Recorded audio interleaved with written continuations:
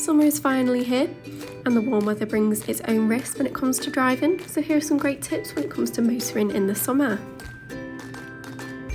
Air conditioning is a saviour in the summer months as it cools the car down nice and quickly, so always check that yours is running properly and try and get it serviced every 2 years or every 30,000 miles to ensure that everything is working as it should do.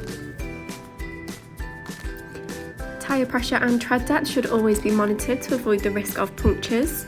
A simple way to check the tread depth on your tyre is to use a 20p coin as we have here, and if the border of the coin is covered, your tyre is up to standard. Brakes should also be checked regularly by a mechanic, especially before travelling longer distances to ensure these are working properly. Engine oil should be monitored at all times of year.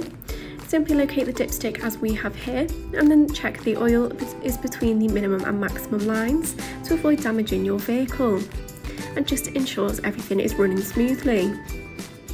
You should also ensure that your washer fluid is topped up, as there is nothing worse than sun glare on a dirty windscreen. Simply locate the washer fluid reservoir as we have here and top up with fluid.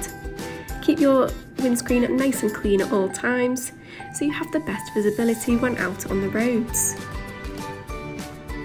A lot of newer cars now will actually notify you on things such as low washer fluid or tyre pressure, so it makes it a lot easier to maintain your car.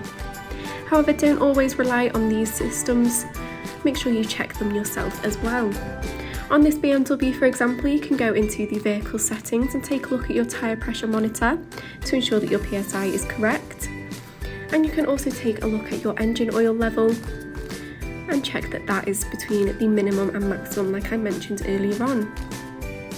Always make sure your car is serviced regularly, as you're less likely to come into any issues, and it just helps keep your car performing properly.